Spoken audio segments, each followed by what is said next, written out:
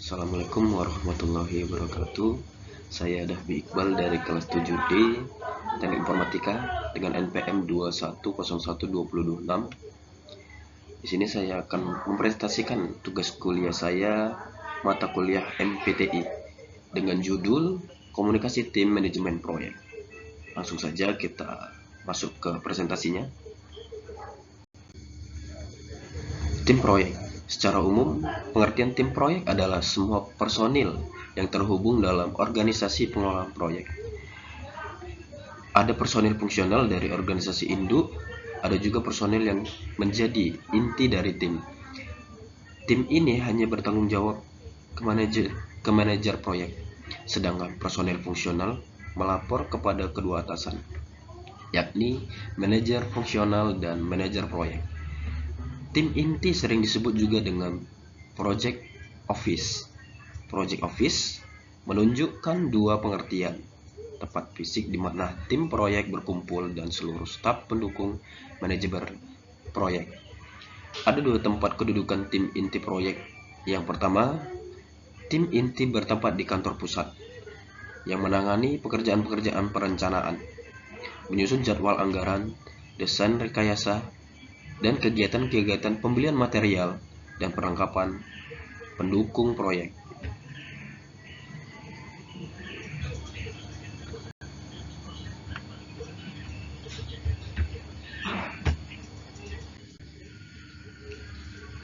Manajer proyek. Peran manajer proyek. Jadi, manajer proyek berperan untuk mengintegrasikan beberapa kegiatan yang berbeda untuk mencapai tujuan tertentu. Sebagai orang yang utama dalam manajemen proyek, ia mengintegrasikan apa saja dan siapa saja untuk mencapai formasi yang ditargetkan. Manajer proyek juga seorang komunikator. Dengan ini berarti ia menjadi tempat terakhir menujunya laporan-laporan, memo, permintaan, dan keluhan. Ia mengambil input dari banyak sumber, mengolah dan menyampaikan informasi ke beberapa pihak. Ia harus menyaring dan mengolah, meringkas, serta menyampaikan informasi untuk memastikan bahwa semua orang punya peran proyek mengetahui informasi mengenai kebijakan, tujuan, anggaran, jadwal, kebutuhan, dan perubahan yang ada dalam proyek sesuai dengan peran yang dipunyai.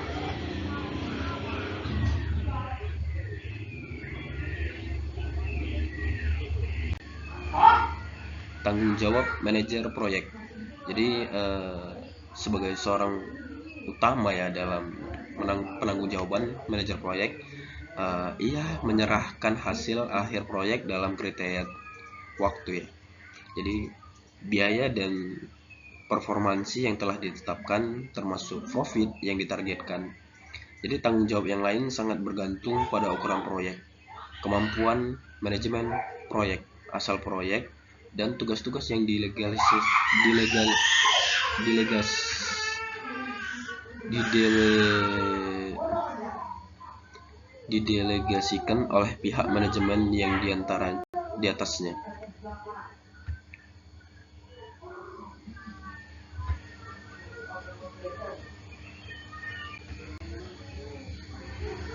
Secara garis besar, tanggung jawab manajer proyek ialah merencanakan kegiatan-kegiatan dalam proyek, mengorganisasikan atau memilih menempatkan orang-orang dalam tim proyek, memonitor status proyek, mengidentifikasi masalah-masalah teknis, titik temu dari para konstituen, kontraktor dan user, konsultan, top manajemen, menyelesaikan konflik yang terjadi dalam proyek, merekomendasikan penghentian proyek atau pengarahan kendali sumber daya bila tujuan tidak tercapai.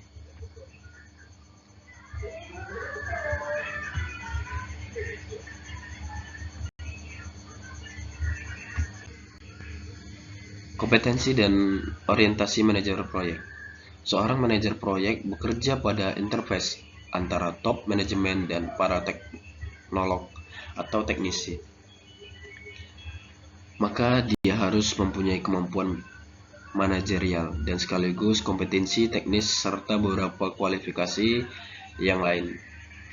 Bagaimana tingkat pentingnya kemampuan manajer dan kemampuan teknis sangat bergantung pada jenis proyek. Bagi proyek-proyek riset dan pengembangan sangat dituntut manajer proyek dengan kemampuan teknis yang tinggi karena kompleksitas dan orientasi teknik dalam proyek dan orang-orangnya. Sedangkan dalam proyek pengembangan produk misalnya, perlu manajer proyek dan kemampuan manajerial yang lebih menonjol karena keterlibatan beberapa area fungsional yang berbeda.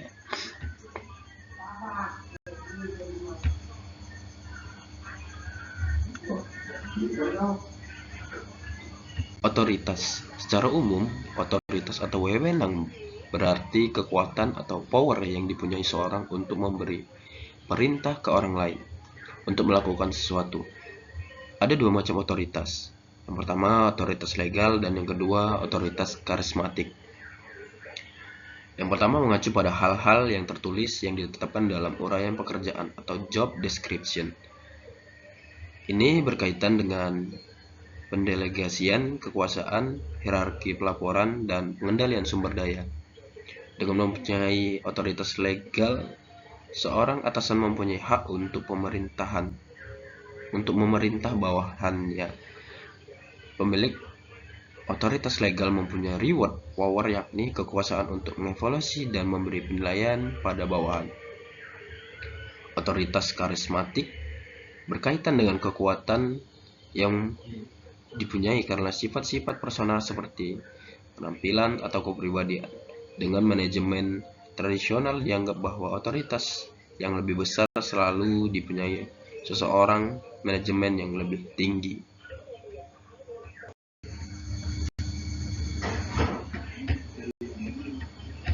Memilih manajer setidaknya dapat dikelompokkan menjadi 4 kategori kualifikasi yang harus dipunyai untuk menjadi seorang manajer proyek. Yang pertama adalah karakteristik personal. Karakteristik personal dan yang sebaiknya dimiliki seorang manajer proyek antara lain mempunyai fleksibilitas dan kemampuan beradaptasi yang tinggi, mempunyai kemampuan memimpin dan punya inisiatif, percaya diri, bisa meyakinkan orang lain, punya disiplin, seorang generalis, bisa menemukan masalah sekaligus membuat keputusan, mampu menyimbangkan antara masalah teknis dan waktu, serta faktor manusia.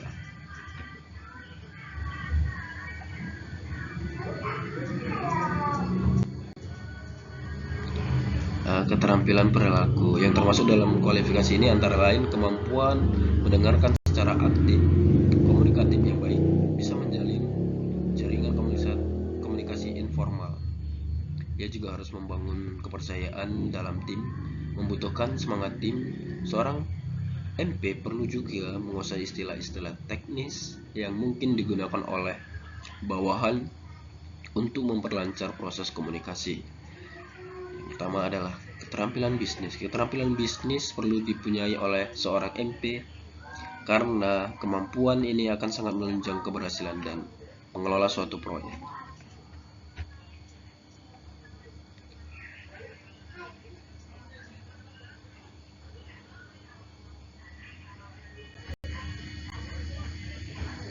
Kemampuan yang dimaksud antara lain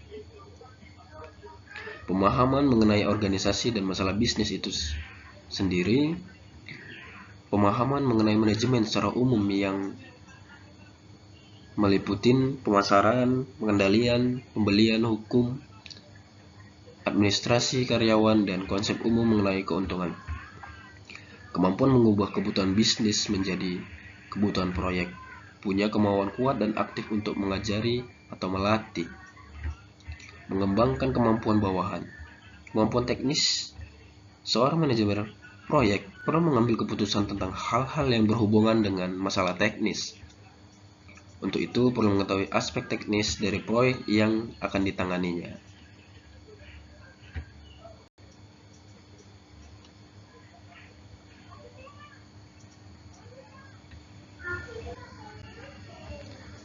Nah, jadi anggota tim proyek, beberapa anggota tim proyek umumnya dalam pengelolaan proyek antara lain, yang pertama ada kontrak administrator. Kontrak administrator terlibat dalam penyiapan proposal, negosiasi kontrak, mengintegrasikan keperluan dalam kontrak dengan rencana proyek, mengidentifikasikan dan mendefinisikan perubahan-perubahan terhadap lingkup proyek, mengkomunikasikan secara tahap-tahap penting, mendokumentasi masalah hukum, modifikasi kontrak.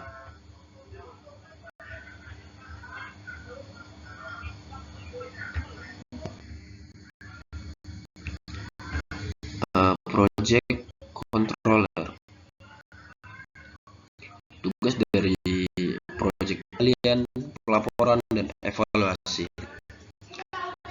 Bekerja sama dengan manajer fungsional dalam mendefinisikan tugas dan hubungan tugas antar bagian, dan menentukan orang-orang bertanggung jawab untuk mengendalikan tugas, memonitor kemajuan pekerjaan, mengevaluasi jadwal dan kemampuan biaya, merevisi estimasi waktu dan biaya untuk menyelesaikan proyek. Project akuntan. Membantu pekerjaan akuntansi dan finansial kepada manajer proyek, membantu mengidentifikasikan tugas yang perlu dikendalikan, menyiapkan estimasi biaya untuk pekerjaan-pekerjaan tertentu, mengidentifikasikan masalah-masalah suatu proyek.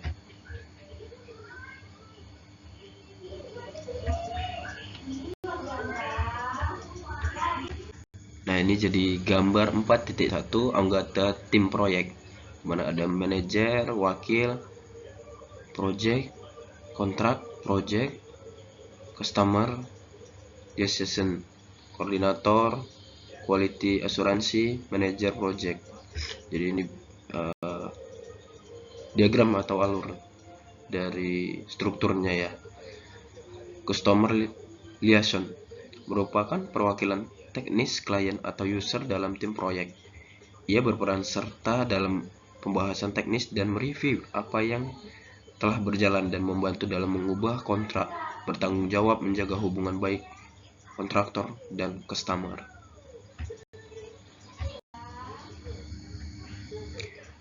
Produk koordinasi merencanakan, memonitor dan mengkoordinasikan aspek-aspek produksi. Tanggung jawabnya meliputi review semua dokumentasi engineering yang dikeluarkan untuk manufacturing, memonitor pengadaan dan perakitan komponen, memonitor ongkos produksi, membuat jadwal untuk aktivasi yang berhubungan dengan produksi. Manajer lapangan mengawasi pemasangan, pengujian, pemeliharaan dan penyerahan hasil akhir proyek kepada pelanggan. Tanggung jawab ini meliputi penjadwalan operasi-operasi di lapangan, memonitor biaya pekerjaan di lapangan, mengawasi personil di lapangan, dan berhubungan dengan manajer lapangan.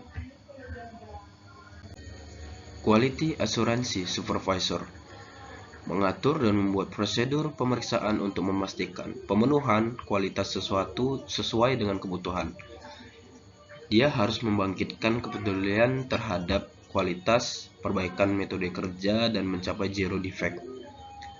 Peran lain dari di luar tim proyek seperti manajer program. Perusahaan perlu juga menempatkan orang untuk mengkoordinasikan para manajer proyek ini. Peran ini bisa dinamakan manajer program atau disebut dengan direktur proyek. Orang yang duduk dalam jabatan ini akan mengawasi seluruh proyek.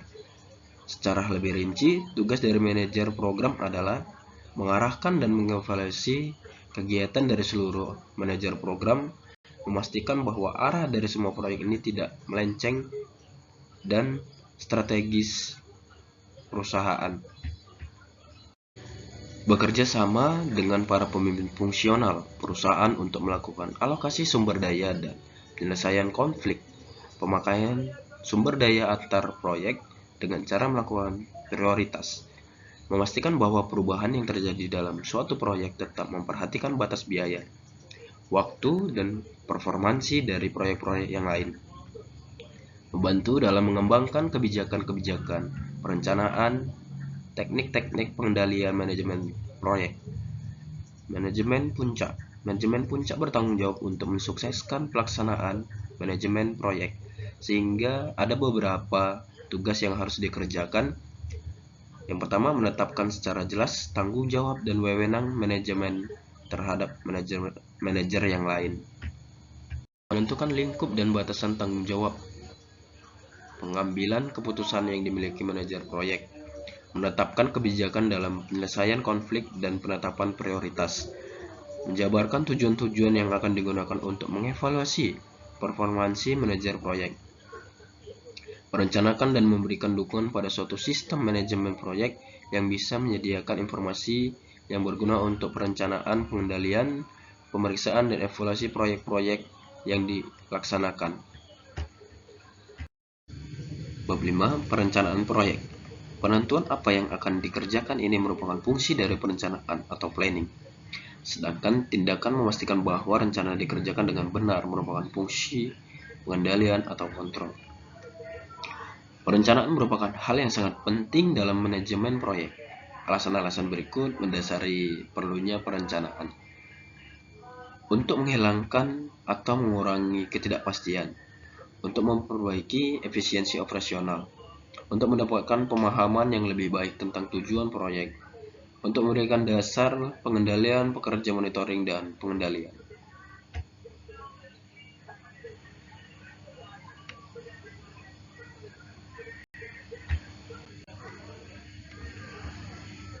Yang menjalin lingkup pekerjaan selama proses perencanaan dalam pengendalian proyek adalah sebelum proyek mulai atau dan selama tahap konsepsi dan pendefinisian. Sebuah rencana dipersiapkan untuk menentukan tujuan proyek, tugas-tugas yang akan dikerjakan, jadwal dan anggaran. Selama proyek atau dalam tahap akuisisi, rencana yang telah dibuat dibandingkan dengan performansi, waktu dan biaya sebenarnya terjadi atau aktual. Jika ada perbedaan antara yang direncanakan dan yang terjadi sebenarnya, tindakan koreksi perlu dilakukan, dan estimasi biaya dan waktu bisa diperbarui.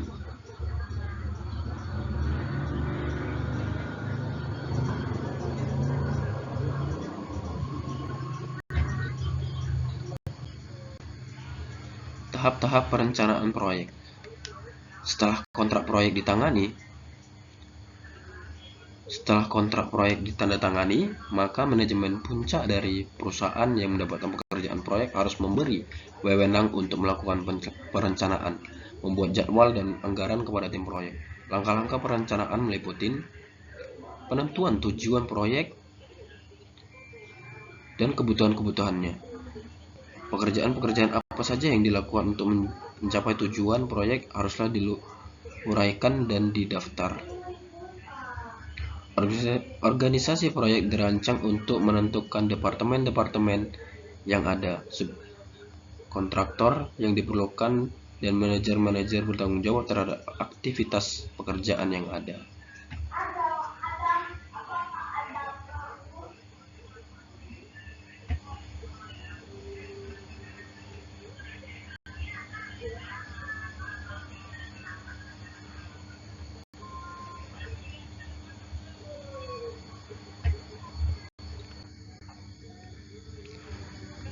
Jadwal untuk setiap aktivitas pekerjaan dibuat, yang memperlihatkan waktu tiap aktivitas, waktu mulai dari batas selesai, serta milestone. Sebuah rencana anggaran, sumber daya yang dibutuhkan dipersiapkan. Rencana ini akan memberikan informasi mengenai jumlah sumber daya dan waktu untuk setiap aktivitas pekerjaan.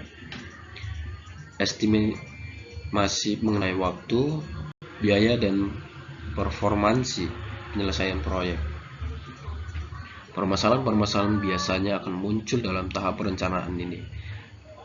Area permasalahan yang biasanya muncul antara lain, tujuan dan sasaran proyek tidak bisa disetujui oleh semua pihak.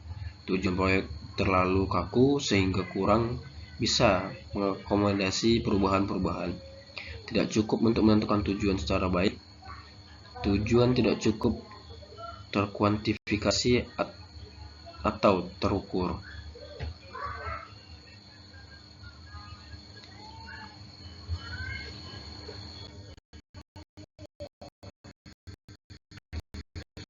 Rencana induk proyek.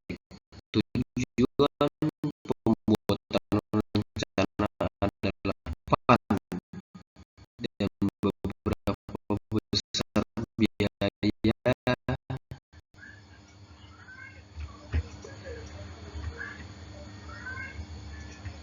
untuk pengetahuan mengenai sumber daya apa yang diperlukan, kapan, dan beberapa besar biaya yang dikeluarkan, dan memungkinkan mereka mengukur kemajuan yang telah dibutuhkan dan keterlambatan yang terjadi.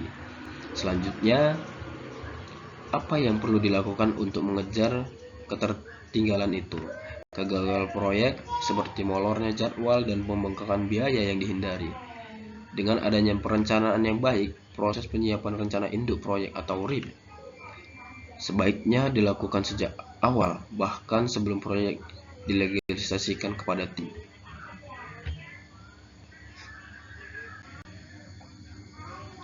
Rencana induk proyek.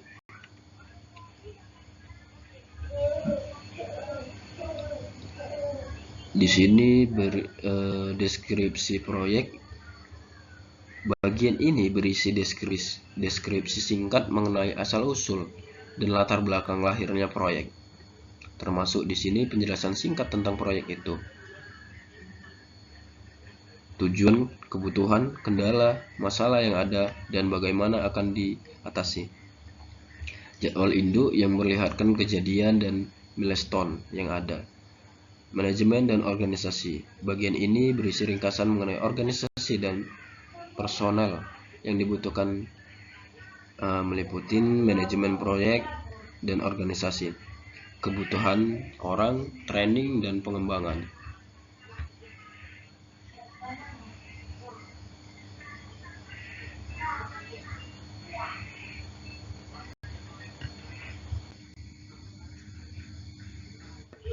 Bagian teknis.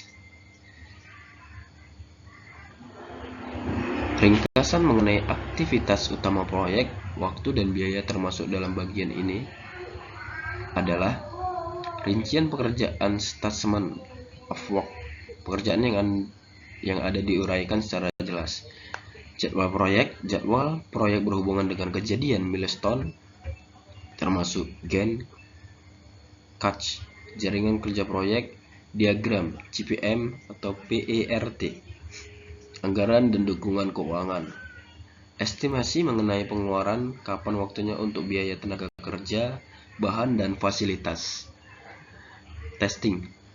Daftar semua yang perlu diuji, termasuk prosedur, waktu, dan orang yang bertanggung jawab. Dokumentasi. Dokumen-dokumen yang dihasilkan, dan dokumen ini akan diorganisasikan dan disimpan.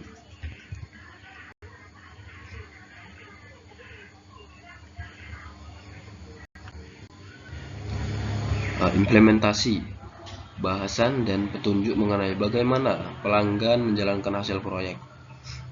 Rencana peninjauan pekerjaan, prosedur mengenai peninjauan pekerjaan secara periodik, catatan yang perlu ditinjau, kapan, oleh siapa, yang menurut standar apa.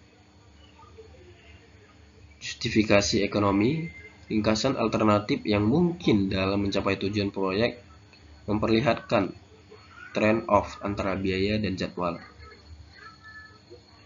Alat-alat perencanaan, banyak metode yang digunakan dalam perencanaan. Di sini akan dibahas beberapa, diantaranya yaitu work breakdown, struktur, WBS. WBS adalah kegiatan menguraikan pekerjaan proyek menjadi pekerjaan kecil yang secara operasional mudah dilaksanakan, diestimasi biaya dan waktu pelaksanaannya. Matriks tanggung jawab. Matriks tanggung jawab ini digunakan untuk menentukan hasil proyek, orang-orang kunci, dan tanggung jawabnya. Matriks tanggung jawab memperlihatkan hubungan antara kegiatan, aktivitas dengan siapa saja yang bertanggung jawab dan seberapa besar tanggung jawabnya. Gantt chart Tool ini digunakan untuk menunjukkan jadwal induk proyek dan jadwal pekerjaan secara detail. Jaringan kerja atau network. Jaringan kerja ini digunakan untuk memperlihatkan urutan pekerjaan yang dimulai dari kapan dan selesainya kapan. Kapan proyek secara keseluruhan selesai. Pendefinisian pekerjaan. Tujuan proyek perlu diterjemahkan secara lebih operasional, sehingga memungkinkan untuk menentukan elemen-elemen pekerjaan secara detail untuk mencapai tujuan tersebut. Untuk proyek besar, tidak jarang beberapa pekerjaan terlewati. Untuk itu perlu didefinisikan pekerjaan-pekerjaan yang ada dan bagaimana hubungan antar pekerja itu. Work breakdown struktur. Pemecahan pekerjaan besar menjadi elemen-elemen pekerjaan yang lebih kecil, sering disebut work breakdown struktur atau WBS. Pemecahan ini akan memudahkan pembuatan jadwal proyek dan estimasi ongkos serta menentukan siapa yang harus bertanggung jawab. Sampai sejauh mana pekerjaan harus dipecah, tidak ada pedoman yang baku. Tingkat pemecahan proyek ini bisa mengikuti tingkatan seperti gambar 5.1. Di sini ada tingkat, di sini ada deskripsi. Yang pertama adalah proyek, yang kedua adalah tugas, yang ketiga adalah subtugas, dan yang keempat adalah paket pekerjaan. Nah, ini kita bisa lihat gambar di samping ini ya. WBS mempunyai kegunaan yang besar dalam perencanaan pengendalian proyek, sehingga WBS ini perlu dilakukan secara hati-hati, akurat perencanaan, dan dibuat cukup memadai. Setidaknya ada 3 manfaat utama. Yang pertama, selama analisis WBS, manajer fungsional dan personel lain yang akan mengajarkan didefinisikan sekaligus terlibat.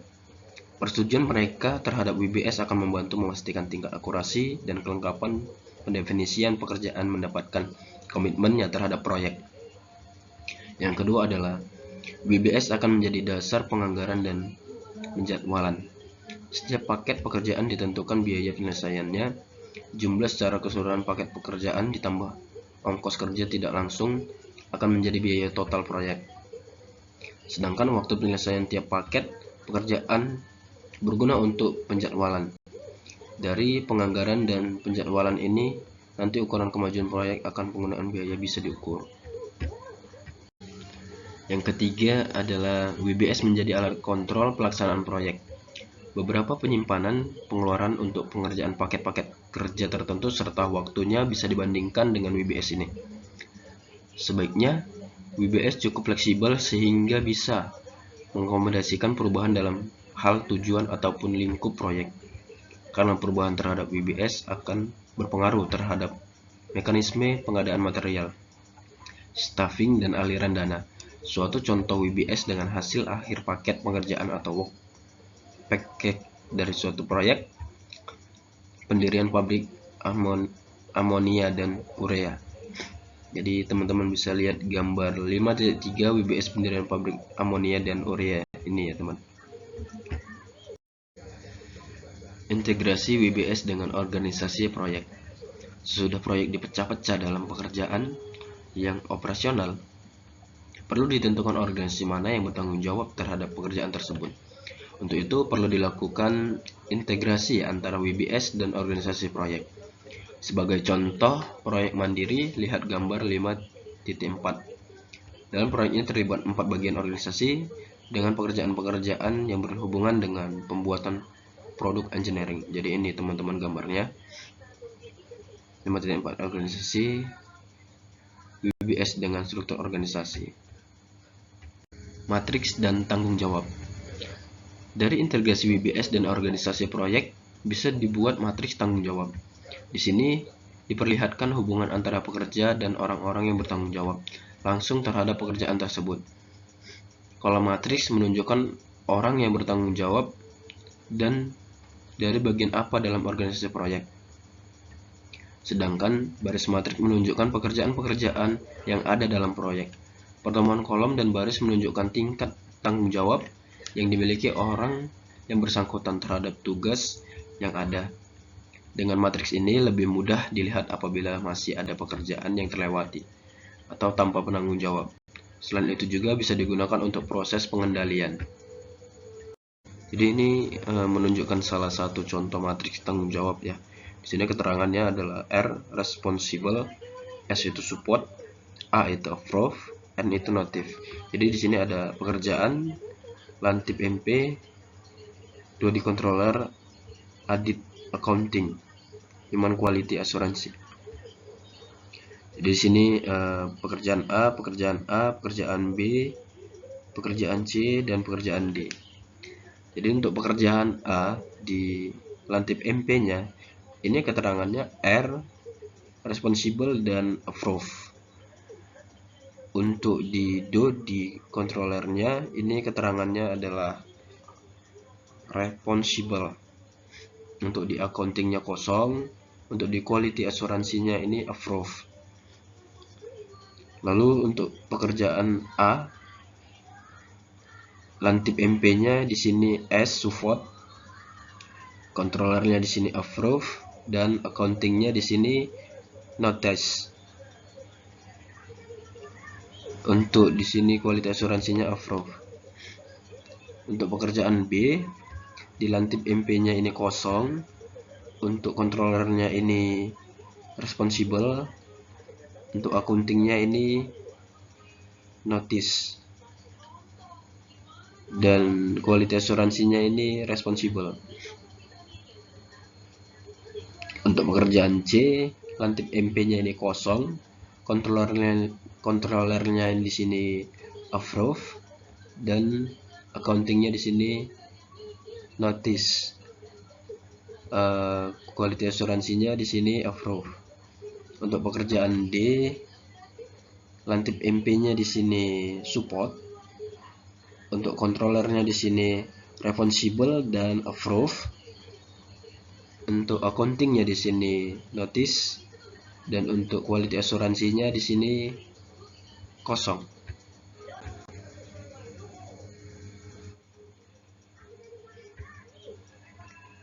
Nah, mungkin itu saja yang bisa saya jelaskan. Lebih dan kurangnya saya mohon maaf. Wabillahi taufiq wal hidayah. Wassalamualaikum warahmatullahi wabarakatuh.